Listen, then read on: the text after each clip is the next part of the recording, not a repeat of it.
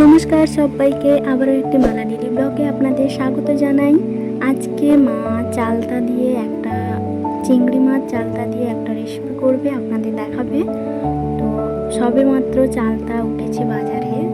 এইগুলো বান্ধবী ললিতার বাড়ি থেকে দিয়ে গেছে। তো মা আজকে এটা আপনাদের রান্না করে দেখাবে। চালতাটা এখনো নরম খুবই।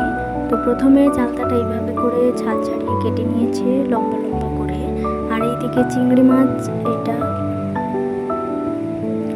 তারপর ধরিয়ে দেবে মা উনুন।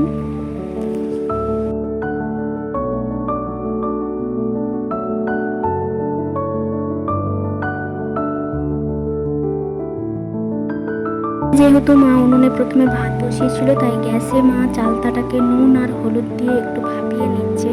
কারণ যেহেতু চালতাটা এখন নরম, একটু কষা কষা ভাব থাকবে, আর তার জন্য সেই কষা ভাবটাকে যাতে না থাকে নুন আর হলুদ দিয়ে এদিকে একটু হালকা ভাপিয়ে নিচ্ছে, জলটা ফেলে দেবে। তারপর এদিকে ভাত হয়ে যেতে মা কড়াই বসিয়ে দিয়ে চিংড়ি মাছ কটা ভেজে নিচ্ছে সব তেলে আগে থেকে।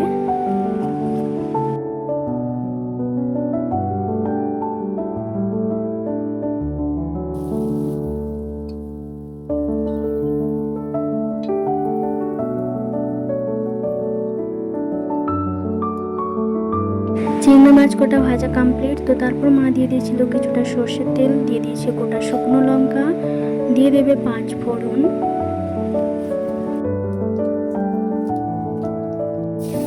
তারপর এতে দিয়ে দেবে ভাপিয়ে রাখা চালতাগুলো।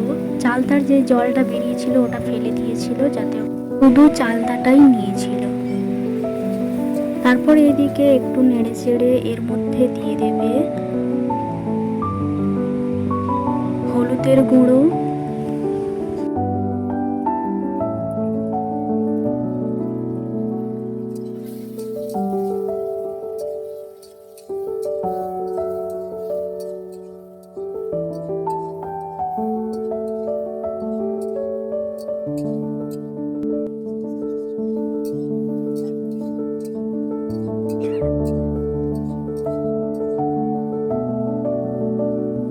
স্বাদ মতো লবণ।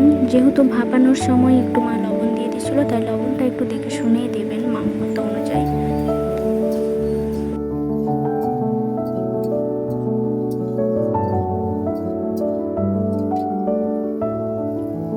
একটু অ্যাড করেছে লঙ্কার গুঁড়ি। আপনারা একটু ঝাল খেতে ভালোবাসে, তাই লঙ্কার গুঁড়ি মা এখানে দিয়েছে। আপনারা না চাইলে নাও দিতে পারেন। তারপর এদিকে হালকা একটু এটাকে নেড়ে চেড়ে নিয়ে দিয়ে দেবে এর মধ্যে পরিমাণ মতো জল।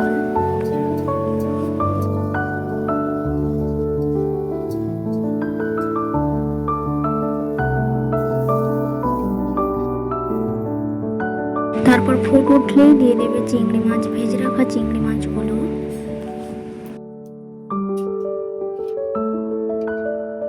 স্বাদের জন্য একটু মা এখানে চিনি ব্যবহার করেছেন। তারপর এটাকে হালকা ফুট উঠলেই নামিয়ে নিলেই হয়ে যাবে চালতা চিংড়ি। আজ এই পর্যন্ত, দেখাবে পরবর্তী একটি ব্লগে। ভালো থাকবেন সবাই, আর এইভাবে একবার ট্রাই করবেন অবশ্যই।